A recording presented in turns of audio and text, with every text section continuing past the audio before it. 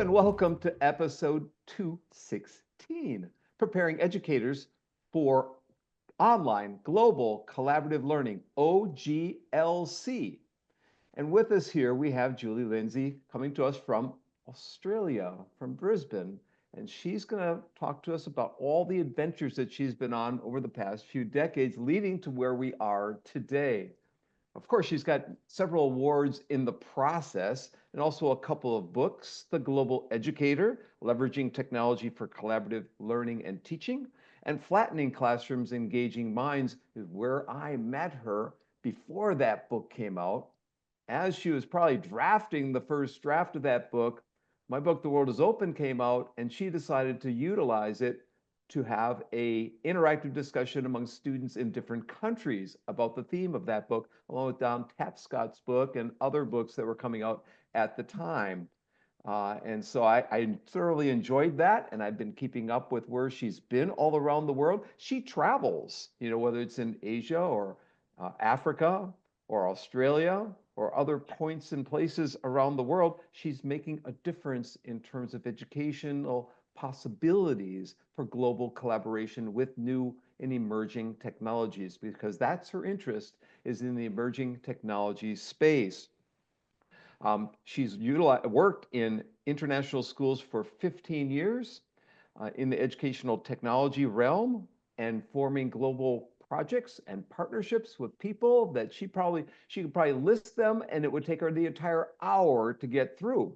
But I'm going to ask her to at least do some of that for us here and fill in the gaps of her journey that she's been in, mention a few projects briefly that you are excited about, that you want people to know about, that you were involved in, whether it was 2 decades ago or a decade ago or 5 years ago or the past couple of years. The Qatar project in particular caught my fancy when I was reading about what you were doing there in the Middle East, but I'm sure there's other ones that are equally exciting that you want to tell us about. And then tell us where you've been lately, I think the University of Southern Queensland, and what your role is there as a thought leader and a change agent, and why you're hanging out in Australia. So Julie, you want to take it over from here for a few minutes before Lydia Cow from University of Toronto hanging out in the library today, and Chris Dede from Harvard, and he is freezing in Boston today. I'm here, Kurt Bonk, your co-host in Bloomington, Indiana, where it's not too bad, just gloomy winter weather. Julie, you want to take over? Oh, thank you, Kurt. Thank you so much for that introduction. And hello, everyone. It's lovely to be here and to be with Chris and Lydia and Kurt. I'm very honoured to be invited. Oh, my goodness. So, Kurt, you've left the door open really to start it at any place. I must say, I always remember that little video you created for us for the Flat Classroom project about the world is open, where you had these placards and you just kept changing placards. And I thought, such a great sense of humor. And this is what we all need when we're working. I had an assistant for that, and his name was Elliot Jordan. He was a Broadway play actor. So Elliot reminds me of that too. So I mean, we had a lot of fun with that episode. Yeah. And I think that's the point. We do get a bit intense about education and learning, and a bit sort of, well, I do as well, because I'm so passionate about certain things. But then we must remember the fun as well. We need to include the fun. So I guess my journey with technology started in the 80s, but I don't know if we need to go back that far. But, originally I was a music teacher. So I started with music technology. That was fascinating me. And, multi-track recording and sequencing and digitization of music, composing with digital tools, etc. But then, of course, what happened in the 90s? Well, we all got the internet, and the possibility to connect with others beyond just escalated. It was exponential. And I thought, my goodness, how can we leverage this? How can we leverage this for learning? And I was I was living in Melbourne then, Melbourne, Australia. I was in an independent school or a private school. I'm not sure what you call it in North America, private school, and teaching music. But I was doing extracurricular work with students, building websites, and we joined the International School Cyber Fair, which has been going for a long time. We looked at we did a project on environmental awareness. We built a website. Can you imagine building a website in 1996? I went, well, yes, I know we all can, but I thought I went to a shop and bought this off-the-shelf box of building a website, HTML. I took it to my students. And of course, you could only use it on one computer because you couldn't network it. They had a, you know, how they do those things. And the students said, "No, don't worry about that, miss." They taught themselves HTML and built their own website, and away we went. So, you know, the power of learners when they get passionate about something. So then I guess I retrained in computer education at the University of Melbourne. I thought, well, you know, I think this is a future career for me. So I did that. And then my husband and I said, well, I think we might go overseas and teach. So strangely enough, our first position was in Zambia. And we we walked out of middle class independent school Melbourne into a funny little international school in Ndola, which is the capital of the copper belt in Zambia. And I was suddenly not a music teacher, but a computer teacher in a lab that wasn't networked, had no printer, had, you know, we were doing very basic computing stuff, and yet still I did global connections. I connected more firmly with IEARN, the IEARN organisation. So I ran, once again, after school activities where students came and we talked about projects and they created little things on the computer. And the only networked computer we had in the whole school was in the library, which was right up the other end of the school to the computer lab. So I used to walk the students up in groups of 4 or 5, and we'd sit at this networked computer and connect with whoever we could connect with and talk to people from outside Zambia. And they were so excited. I had such a large group of students wanting to do this. So that was interesting. And then I thought, well, okay, I think I better do some more study. So I linked in with the George Washington University, and I did my second master's degree. My first one was in music. I'd given that up by then. So my second master's degree was in educational technology leadership at George Washington. And that was completely online. And that was in the early thousands, you know, 2001 to 2005. And I had to have something that was completely online because I was in Zambia. Then we moved to the Middle East. So we moved to Kuwait. And I just remember in that degree being online, being in the Middle East, in Kuwait, an Australian, teaching the British curriculum, learning about American education policy. It was doing my head in a little bit, but but I got through it. Anyway, Kuwait was not that good for global connections, but I, you know, put my head down and studied a bit more and went to ISTE for the first time and started to build a network through ISTE, etc. Then we moved to Bangladesh. We were 4 years in Bangladesh, and that's where things really started to happen in terms of educational technology. I took more responsibility for leading educational technology, mobile computing. We did global connections. And when I was in Bangladesh, that's where I joined with Vicky Davis in Georgia, USA, and we created the Flat Classroom Project. So the first Flat Classroom Project where we joined our classrooms from Georgia and Bangladesh was in 2006. And that was, at the time, a 3-week project where students had to connect, they had partners, they had to co-create an artifact, a video artifact, they had to co-create a wiki based on information to do with The World is Flat. We had themes coming from Tom Friedman's book, The World is Flat.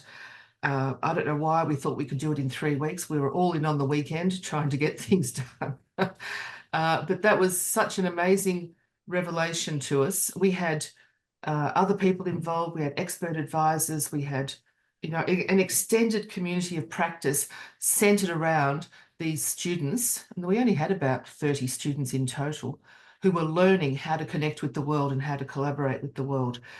So from there, it grew. We connected with Tom Friedman. He found us online. We co-wrote a couple of pages for the 2007 edition of The World is Flat. So we're in there, page 500 and something. And so we built new projects. I moved back to the Middle East in 2007 to be, I eventually became director of educational technology at Qatar Academy, which is a school owned by the royal family, the Emir's school. So it's, they're very focused on education in Qatar, in Doha, this was. And as it turned out, there was some money available when I was there. So a bank donated $40,000, and my head of school said, "What would you do with this money?" And I said, "Well, I would bring people in to Doha and run a flat classroom conference."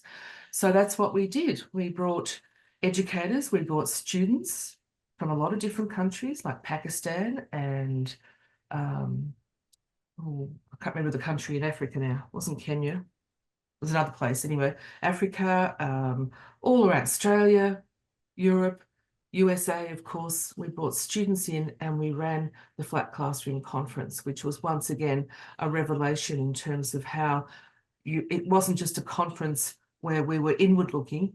We flattened our learning and we had outside people coming in terms of online and viewing and interacting. We had Don Tapscott as a speaker. We had Tom Friedman as a speaker. We, we were pretty raw. We were playing it by ear quite a bit, but it was such an amazing experience, that event. So over the next couple of years, we actually ran a conference. I moved to China then. I moved to Beijing. That was my last international position at a nice little school on the 3rd Ring Road in Beijing. And we ran another conference there. My school thought this is a good publicity stunt. They weren't particularly on board with the whole concept and practice of what I was doing in terms of flat learning, but they thought it would get their name in the paper a bit.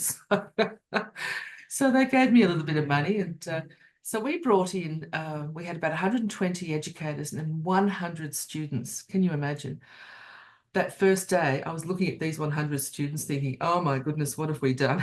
But we put them into mixed cultural groups. Once again, we had quite a few from China whose English wasn't that great. I remember we had a group from Wuhan who came in, and they came, these students came from the #1 school in Wuhan, and they thought they were the best, and they probably were in Wuhan, but they got to our flat classroom conference in Beijing, and they didn't know what hit them because they hadn't interconnected with students from outside of China before. They hadn't come across a whole pile of things, and the teacher actually was an American actually overseeing this program in Wuhan. And he said, look, I've got students in tears. They don't know what to do. And I thought, well, this is probably a good thing. This is, we'll get them through it, but this is a good thing because that intercultural understanding that they're now getting and that requirement that we've asked them to connect with others and collaborate, not in their group, but in cross-school groups, was just amazing. I should probably stop you at this point, maybe start first questions, but maybe give us another minute about where you are today in Australia before we start. Yes, sure, absolutely. So after Beijing, we came back to Australia. We thought, well, our daughter had just graduated from Beijing, and we thought, well, maybe we should come back, So we did, and I thought, well, I set up some consultancy work, and then I decided to do my PhD. I thought, look, I know how powerful this is, but I think I better do some research in this area just to sort of document and provide some evidence. So I did that. My PhD is based on K-12 educators around the world. And then, so I was doing contract work as you do with universities. And then I finished my PhD and ended up at the University of Southern Queensland. And that's where I am. So I'm actually based in a place called Toowoomba, which is an hour and a half west of Brisbane. It's up the escarpment. And it's a lovely place. I'm growing a cottage garden with roses. So it's not quite as hot as what is hot, but you can grow roses here. And so I'm the Senior Education Technology Advisor at the moment at the University of Southern Queensland. So I work in the central unit and I work right across the university, helping people shift practice and integrate educational technology, and artificial intelligence now, of course, is a big thing. Yeah, we'll get to the AI. We've had some shows on it. Yes. I will say I also at the time had kind of indirectly met Thomas Friedman through email and whatnot and sent him his book and got corresponded with him quite a bit too. So that was a thing to do, I guess, after his book came out. And IEARN, anyone who's listening or watching this episode, IEARN is a global collaboration network started in New York City with, I think, kids in Russia at the time in the late 80s. But them along with ePals and other networks at the time in the 90s and early 2000s were really big. And the guy running it, Ed Gregert, I think was the director back at the time. I interviewed for my Word is Open book, and for a couple days, I was interviewing him. That piece got cut from my Word is Open book. I felt so guilty when I sent him a copy of the book, and he had endorsed it, and that didn't even get in the book. Anyhow, George Washington University, on their hand, fully online program. I know about that because one of our alums of our program, Badrul Khan, helped create that program. So you maybe had a course or two at Badrul. I can't remember now, but I'm still connected with Natalie Millman, who Yeah. was one of my lecturers, and she's there. She's wonderful. Yeah. The way it looks, I think Chris and Lydia both have questions for you, but maybe I'll ask the first one, and it's not on the list of questions that I brought, and that is, can you explain or talk briefly about the Times Higher Education article that came out on October 16th, 2024, because I know my colleague Dan Hickey's going to include it in his class next fall. Title is Beyond Borders, How to Make Online Global Collaborative Learning Work. So in a nutshell, what did you talk about in that article, and how do you make global collaborative learning work? Yes. Yeah, that's a bit of a précis of a whole lot of things I've been writing. But basically, I think one of the key concepts that people don't understand is that for global collaboration to work, asynchronous learning is the glue. Okay, because we're at different time zones. Our students have classes at different times, etc. And particularly in Australia, I'm really focusing more recently on the tyranny of distance being in Australia, being south and being sort of away from Europe and USA as well. So that focus on asynchronous learning. And of course, immediately when you talk about global collaborative learning, and it's still happening today when I talk to colleagues in different places, they say, oh, what time zone are you? Oh, my students won't be, they'll be in bed or they'll be whatever, it'd be too early in the morning for them. I said, well, of course, we have to make asynchronous the key method of communication. But at the same time, we all need to put ourselves out a little bit to connect synchronously, because that also is a powerful experience. So when you do a global collaborative project, or whatever you want to call it, you do need a combination of both. But I think in that article, I do talk about how important it is to embed the collaboration into the curriculum, into the learning, and not make it an add-on. I did extracurricular for years and years until I just said, I'm not doing this anymore. It has to be embedded. And that's what I'm now trying to focus on in higher education, embedding this. And of course, a lot of universities around the world do embed it. And there are different systems. There's the COIL system, COIL, Collaborative Online International Learning. John Rubin, of course, started that 20 years ago, more than 20 years ago. And there's Uni Collaboration in Europe, and there are other virtual exchange and all different systems. So, and I guess with my OGCL, Online Global Collaborative Learning, which is the term that I've coined from my thesis, we're all basically talking very similar things and embedding into the everyday learning of students. So, Chris, you want to jump in here? Sure. So first, I think what you're doing is extremely important, and empowered, really, in many ways by the advances in technology that we've seen, including what the pandemic accomplished. But I wonder if you get some kinds of resistance, or at least I'm already doing that kind of answers. So one of the things that we've all seen over the decades is the students in our classes are increasingly diverse in terms of their country. my index for international diversity is how many of the first names I know how to pronounce at the start of the semester. And I can tell you that at Harvard, it runs well over 50%, where I have no clue. Often, I don't even know the gender necessarily from the first name. So it's been a great learning experience for me. But I can imagine faculty members saying to you, well, I don't need to bring in students across distance. I've got, 10 countries in my class. So how would you respond to that in terms of saying correctly, I think, no, this is different. This isn't just sort of more of the same. Yes, Chris. All right, so having a multicultural class is definitely not the same as connecting globally with other classes or other cohorts. It's not just about the interaction and the intercultural understanding. It's about the diversity of ideas. It's about the diversity of understandings that come from living in different countries and different contexts.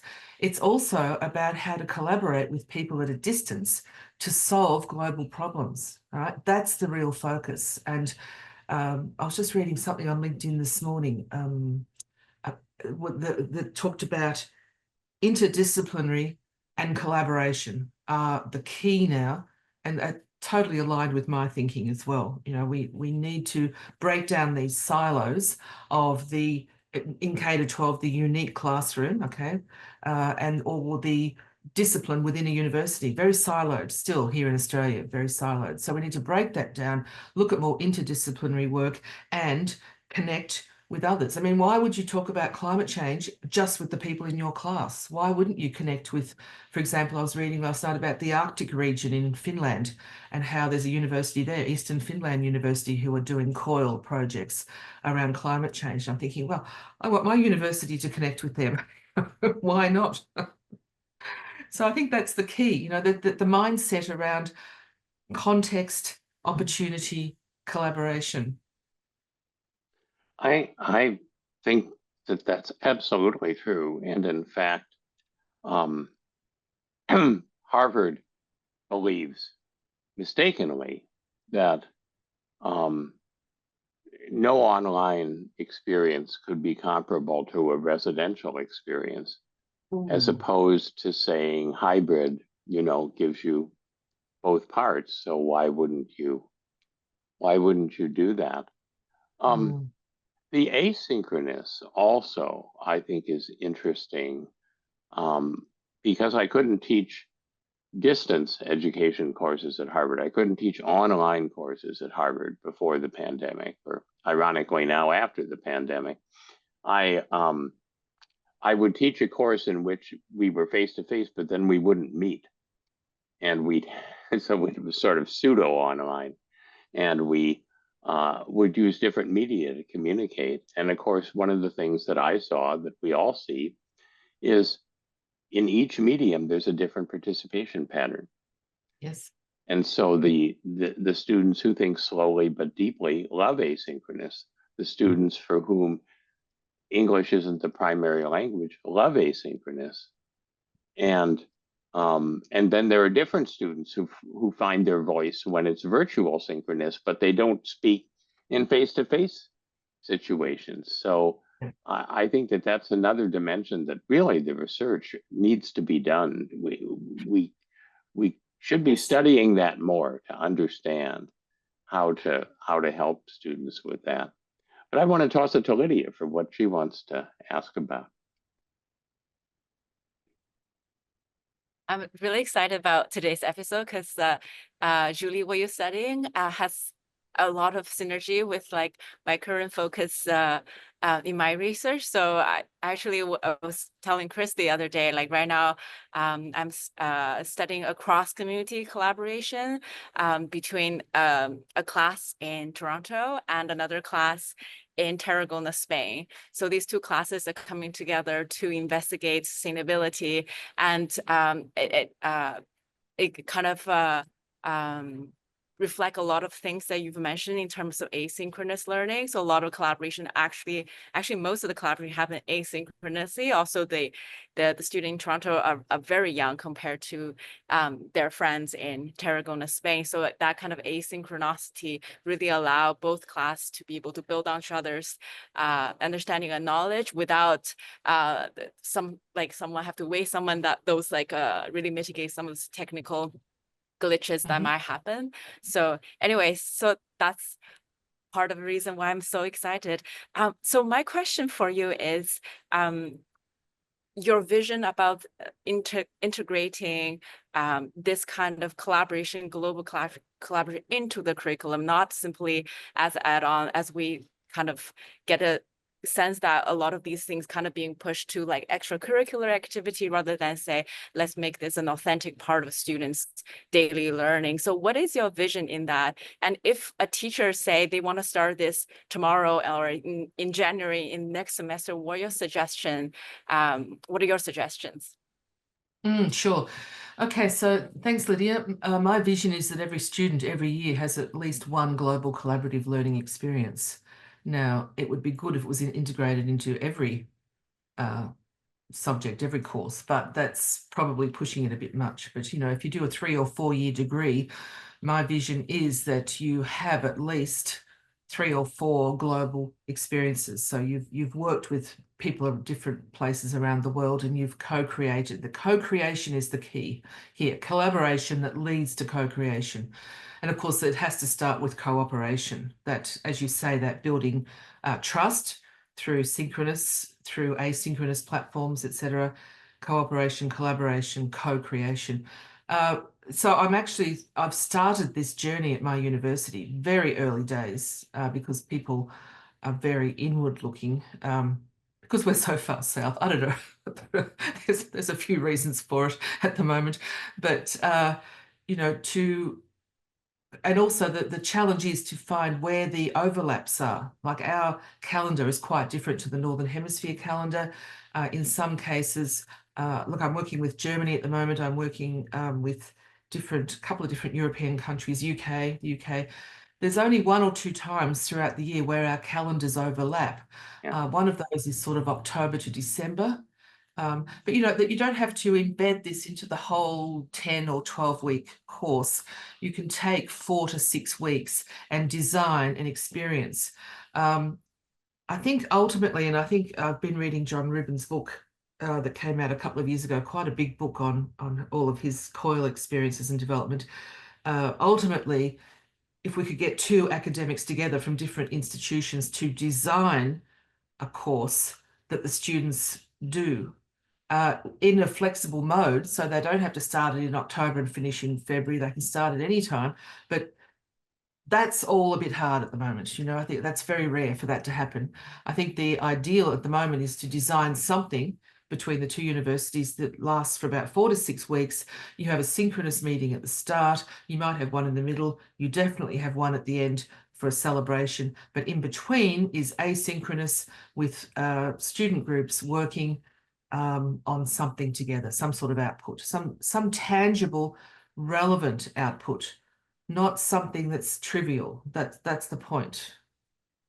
And at the moment, actually, one I'm working on at the moment with a partner university in Gießen, Germany, in the state of Hesse, JLU Gießen, is our archaeology areas. So in Germany, they do classical archaeology. Here in Australia, we do Indigenous archaeology.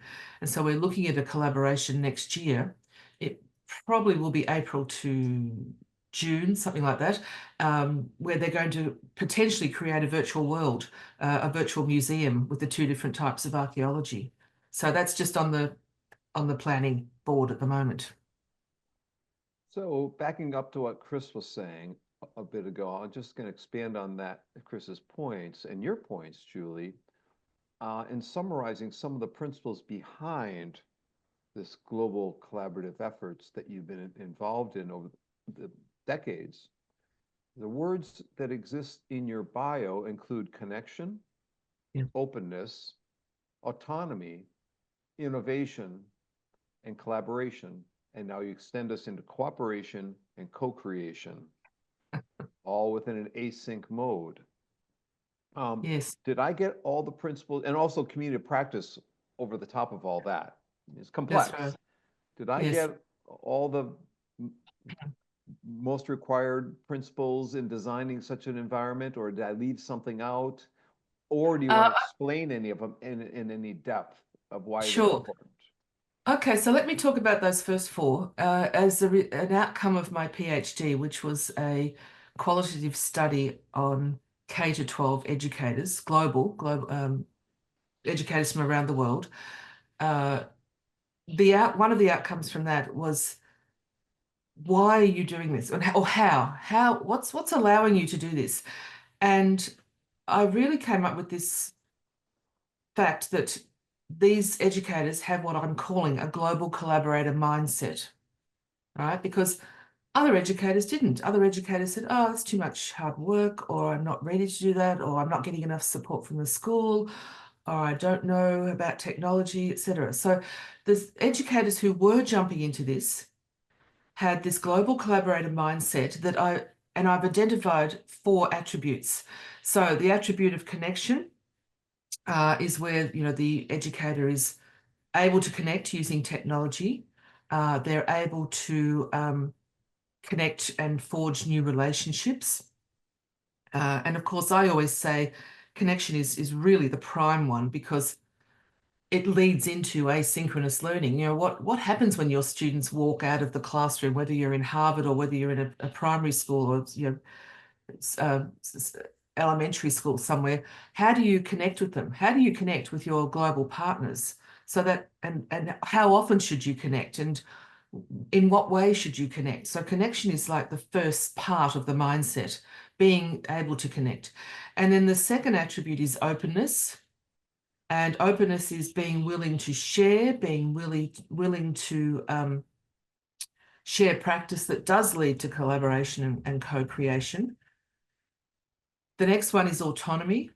I mean, these educators who are able to connect globally had autonomy within their school. Now, it's sort of, we think, well, don't all educators have autonomy? Well, no, they don't. Globally, educators are often constrained, very constrained within their school, or they feel so constrained, they feel like they can't do anything different.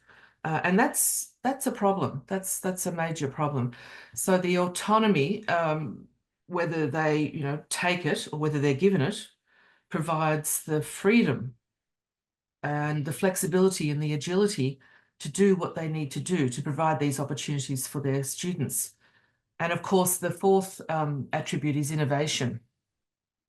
And this is where, you're a bit of a trailblazer. You can envision, you can design, you can foster new cultural experiences, etc. So in a nutshell, those 4 attributes provide a foundation, a scaffold for global collaborative learning. And, the thing is, you can actually teach those. You can teach connection, you can teach openness, autonomy, and innovation, I think.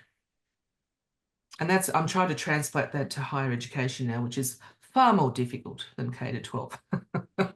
Any ed tech instructors out there who are looking for a little piece to include in their class and have discussion around, that last 5 minutes would be valuable for you to just play it as a macro context for your instructions, as an anchor for discussion, and then read her article in the Times Higher Ed. And you said you've been working on other articles as well. Are there any other ones you want to plug before we go to Yes, look, Chris? I've got a couple of academic articles. There's an article in Educational Studies on the global collaborator mindset. So and there's another one about the global collaboration framework.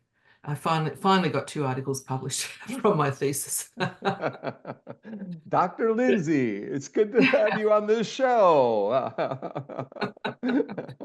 But it's these concepts and practices. So my plan is to write another book this year or next year, based on these concepts and practices as part of my sabbatical. I'm going on sabbatical this year, next if year. you can read the fine print, and that's going to be a question I ask you later about your next book. But we ought to go Chris here and Lydia. Chris. So I want to bring in another topic just to speculate on a little bit, being playful about this. And I was trying to think of how to describe it, and I came up with a term that's new to me. There probably this term probably exists, or maybe there's a better word for it, but I want to talk about the importance of bisynchronism. And by synchronous, I mean that there's an asynchronous dimension and there's a synchronous virtual dimension. And part of how this came home to me is that I was doing some work a decade or more ago with a university in Denmark, and they had a very high-end music program. If you were an oboist, a concert oboist, and you wanted to get to the next level, there was somebody who taught the oboe at this university who you would want to have as your instructor. But of course, you weren't necessarily in Denmark. And so what they did was they built a very high-end telepresence suite that they had, and then they had telepresence suites in cities where they felt they could draw students like this. And they studied something that they called the third room. So they said, here's the instructor in one room. Here's the student in a different room, thousands of miles away, but with a strong telepresence link, high resolution. And what happens is when they're playing together, they describe something that doesn't exist, a third room in which they're co-located psychologically. And they said that's really an important and powerful thing, because for the pairs for which this happens psychologically, the learning seems to be accelerated in some powerful way. And so I thought about that concept for a while. I thought about my son, who loves to play, action video games online. And many of them are sort of squad games. So you are one of a team that's playing. And in that case, the third room isn't a room that you and the other people somewhere are playing. It's your avatars are in a third room that doesn't exist, but that you feel the strong sense of my avatar and your avatar together. And I thought about one of the curricula that we developed, my colleagues and I at Harvard, called EcoMove, in which students were in a virtual ecosystem, and teams of students were in the ecosystem together. They would divide up, they would explore it as a team of ecosystem scientists. They could communicate with one another in the ecosystem. But of course, they were also sitting in the same classroom physically. And as we observed the classrooms, what would happen is, as their presence in the game grew, as they got more and more immersed, they would start to talk to one another with their avatars talking to each other in the environment, rather than turning and talking to one another in the physical classroom. So I just think there's some interesting things that happen psychologically, even given the hazards of the time zones, that as our technologies become more powerful, as we get closer to that third room kind of phenomenon, that are going to make bisynchronous more powerful than either asynchronous or synchronous, in the same way that hybrid is more powerful than either online only or face-to-face only. But I don't know what you think about that. I'm just speculating about it, really. Yes. Look, I haven't thought about the term bisynchronous. I don't know that I've come across it before, Chris, but I'm thinking of some of the challenges we have at our university, where more than 70% of our students are online, and we're doing hybrid. In fact, I've just put a link in the chat window here that we can share later. We're starting a pilot next year on HiFlex Beyond Blended, just to try and sort out some of the issues with student learning or student non-engagement. But Chris, what you're saying is how I've often worked, where I've been online, but also face-to-face in a class. And I think, so we're trying to do this better. It's really hard doing hybrid. It really is. For a teacher, but it's also hard when you don't connect your students. So the students need to have devices in front of them to connect with the virtual students. You need the virtual students on a big screen so everyone can see them. And we don't have, our classrooms are not set up that well yet, but we want to improve this. We want to do a better job. Harvard continuing education developed a system like that, actually. And I taught a single class in it. I had a colleague who taught a whole semester in it, and he said it was horrendous. That even with really good technology, and even with a very experienced instructor, it was just really, really hard to somehow have the face-to-face students and the online students sort of separate but equal in some odd balance. Yes. I think that's a very hard form of teaching to do. Absolutely. And look, you know, I've run conferences, I've run workshops and conferences around the world where we have done that. And I think it's got harder. I don't know why it's got harder, but we've had students at round tables with their laptops open, connecting with virtual students. They're all in the one learning group, but they do things together. And I actually think our students cope with it better than we do as we get older. But yeah, I agree with you. The psychological side of it is really quite challenging. Yeah. So I don't have all the answers, but I understand some of the problems around that. Absolutely. So in the chat window, I put up a couple articles from Florence Martin at NC State and her colleagues, Swapnu Kumar from University of Florida and others. One from EDUCAUSE Quarterly from 2020, and this other one, I think, Internet and Higher Education 2022. I think she's written several, but the most recent Internet and Higher Education article looks at award-winning online instructors who use both async and sync, and analyzes what their best practices are. So it might be a useful article for others to read and to access. It is a term I was not that familiar with until Florence talked to me about it and shared some of her work. She's one of the leaders in the EdTech field today, one of the up and coming leaders that people should read. Yeah, so definitely take a look at her work. Lydia. Thank you. My question is from an educator's perspective. So I bet some of the educators who listen to our podcast will think, wow, this is so cool. I would like to do that at my school. But I don't know anyone across the globe. And my school might not support me from an institutional level. So I'm just wondering, what advice would you give teachers who would like to take the first step? And also your experience of running this successful flat classroom conference. And how do you bring people together? Yeah, just your experience.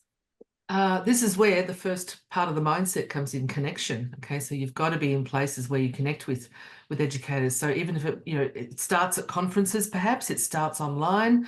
I'm really sad about Twitter being the way it is at the moment. I just don't go in there at the moment, but I'm finding a bit more joy with LinkedIn. I'm not quite sure. Anyway, that's another conversation. But yeah, so and when you do find someone who's keen and like-minded, you grab them and you hang on to them. But it's also a process, and you learn from others who are perhaps one step ahead of you, and you learn together. You make mistakes together. You fall forward, fail forward, so to speak. And that's what we did with Flat Classroom. And then I evolved it into Flat Connections, and we kept going for. Well, really, I haven't been doing it since pre-COVID, just before pre-COVID. I've now focused on higher education. I still get people contact me and say, "Are you still running those projects? Can we please join?"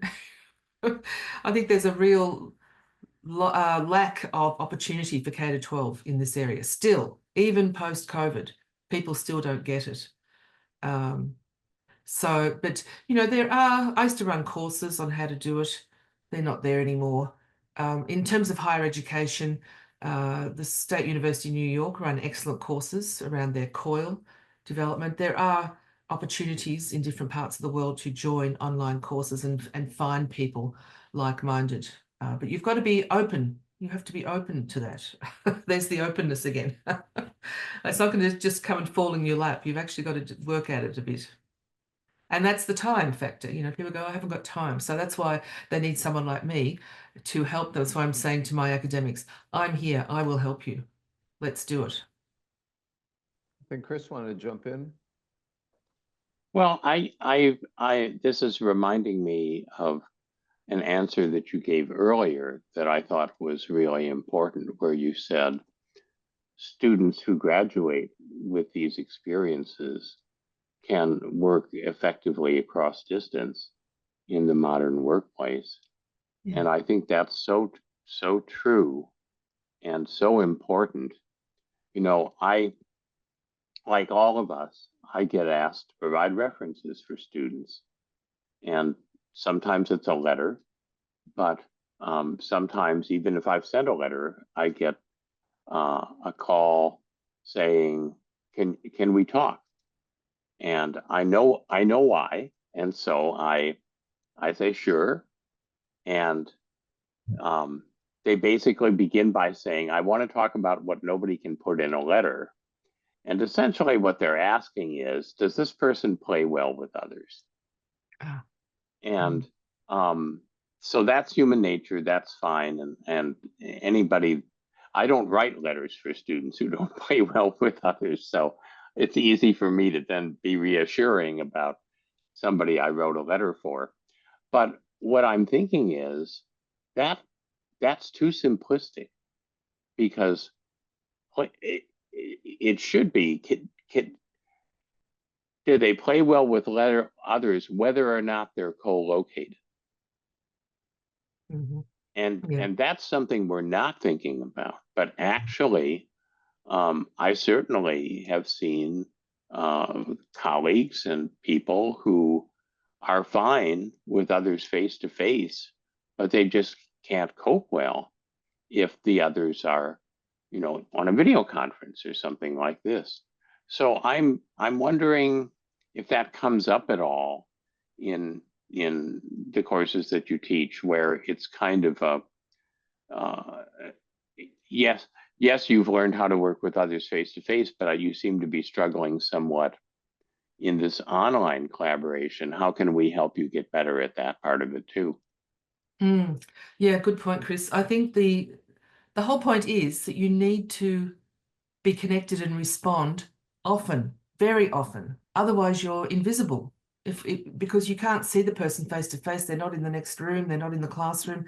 You have to be active online, and a lot of people don't know how to do that. They don't, oh, it's my weekend, I'm not answering emails, I'm not doing anything. You know, that type of attitude is not a global collaborative attitude, I'm afraid. You know, like, take your holiday, disconnect for your holiday, but otherwise you're connected. You're an educator, you have to be connected, and you have to respond to emails in a timely manner. You have to, and asynchronous learning and teaching takes time. And this is something universities are not recognizing necessarily either. They're giving time for face-to-face classes, like you have a 3-hour tute.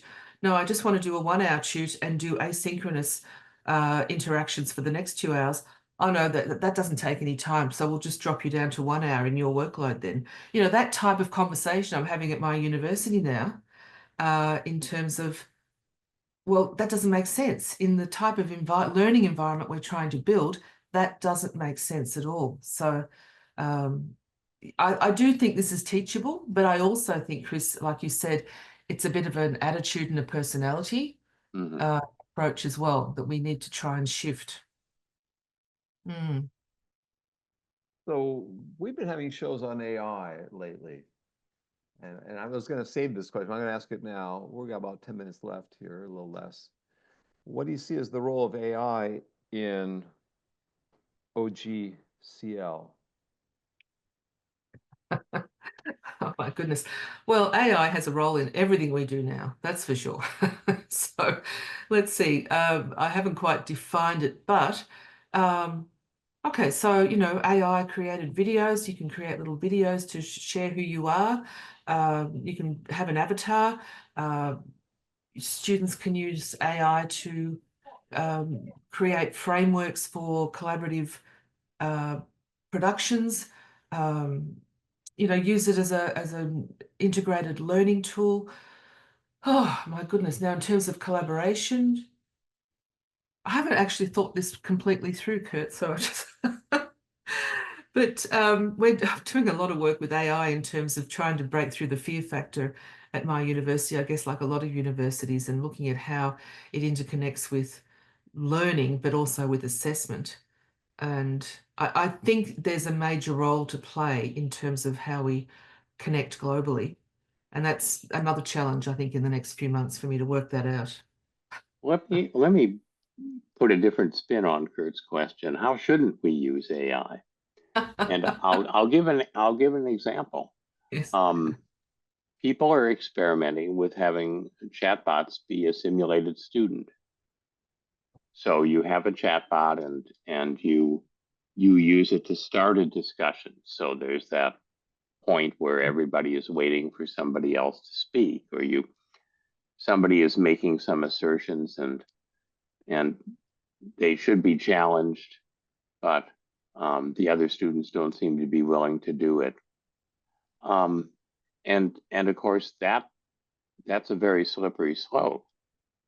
And also, students start to wonder, well, am I investing in a relationship with a chatbot, which is not a good idea, as opposed to investing in a relationship with a real student asynchronously? It could be quite hard to tell the difference, at least for a while. So maybe there should be guidelines about what not to do with AI, even though tactically you might be able to make an instructional case for it, that strategically it could lead to a lot of challenges in terms of students psychologically wanting to invest. Yep. Yeah, I think you're right. And I think the whole point of global collaborative learning is you're human to human. You're humanizing learning once again, rather than relying on technology to interact with. Yeah. I'll have to come back in a year and talk about that a bit more. We'd love to have you back. I've got a couple little things for you before we end, but I want to make sure Lydia has asked all. Do you have anything to follow up, Lydia, of what you just talked about? Okay, thank you, Kurt. Go ahead. Chris? I'm good. I'm gonna just pay a little tribute to my cat here. So a couple of things. From what Lydia was chatting with you about, I had to ask, and then this question listed already, but it did prompt me to ask it maybe a different way. How can we see this in action, online global collaborative learning? Who are the educators out there that people might want to visit, number one, or what conferences might someone want to attend, or what summits or institutes, or what books or resources might one want to gather? So just in general or specific, if you want to be, if you got a really favorite person out there that people might need to connect with or interview, who would that person be, or what events should they be attending? Oh my goodness. Well, I assume the IEARN conference is still running these days. I haven't connected with that for a while. Yeah, I've just looked it up. I'll take a look for the conference here. It's on, I got it online here. I'll let you know. Well, look, I'm reading, as I said, I'm reading, I'll just put his name in the window, John Rubin from COIL. I'm reading his book published 2 years ago. It's a fabulous book. It's full of case studies and just wisdom. Look, I really recommend. He's a pioneer in this area. And of course, anything that Ed Graggart has written, anything to do with cyberfare and that whole sort of Californian piece. Look, there are taking IT global in Canada there. They've done some great things. Lucy, sorry. They've been on the show. So Right, okay, good. Taking It Global was on maybe 2 or 3 seasons ago, probably 3 years ago, yeah. Right, yeah. Shout out to my colleague Lucy Gray, who I haven't connected with for a while either, but she does wonderful things in the global area as well. Oh, look, I don't want to keep, I'm going to leave people out. But there are influences out there. But in higher education, I think, apart from John Rubin, there are some people in Europe who I'm just starting to discover now. in terms of influences as well. But we need more. We need more talk about this. So now tell us about that next book you're working on as maybe the final question for today. What's the tentative running title? And you don't have to, what are some of the chapter potential topics and what's next for you? Yes, well, as I said, I'm on sabbatical, and next year I'm very lucky to have been given that, and I'm going to Europe for 4 months. So I'm actually going to Finland, the University of Jyväskylä, for 2.5 months to connect with colleagues there and talk about online global collaborative learning and programs that they're running over there in Finland. But I'm also doing research around well, tentatively, I've got a couple of titles. Embedding Global Collaborative Learning, Imperative Curriculum Design for the Future of Higher Education is one. But I'm also going back to my high school days when I studied Geoffrey Blaney's book. It's an Australian author, historian, The Tyranny of Distance. So I'm getting a bit more focused on, why is Australia not doing this? There are tiny pockets in Australia, but basically we don't do this, and we should, because we're so far south.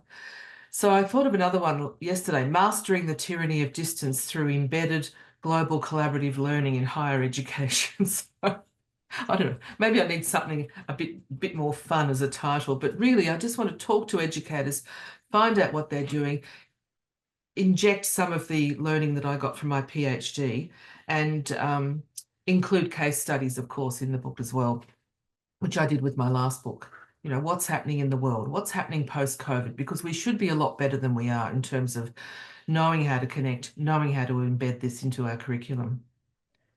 Well, and taking an interdisciplinary approach, yes. You're actually going to go to Jyväskylä. Yes. I had a project with Jyväskylä quarter century, a little more ago, on case-based learning with teacher education students, pre-service. It was a lot of fun. We were using COW, conferencing on the web, for global collaboration. Oh, okay. At the Yes. time. Yes, it was an early tool for some of this, based on a Unix system, I think. Do take pictures, send it to us, and we'll bring you back in a year or two and hear what you've been up to. It's been an enjoyable show. It's been tremendous hearing all that you've been doing. I mean, it's wonderful to see someone who's made a difference in so many places around the world, and it had such an impact and influence, and it continues to do so. Chris, Lydia? Well, again, thank you for coming. It's really important work. I hope that you're going to Finland in the summer and not April in the to winter. June. Yes, April to June. I'm okay. It's not Okay. that. All right. Good to hear that. Do you want me to talk about the next show, Kurt? I'm sure. Yep. We got a couple of weeks off. We are taking 2 weeks off for the holidays, but on January 4th, so we will be back starting the new year with thoughts about the past, thoughts about the future, plans for the spring, and so on. Lydia, any closing thoughts from you? I just want to thank you, Julie, for being on the show, and you're doing such important work. And we definitely want to see more of global collaboration, and this is much needed in our current world that has never been so relevant. Silver Line for Learning had Julie Lindsay as the last episode of 2024. So there you have it. Thank you for joining us today. Thank you very much for having me. Thank you. Bye-bye.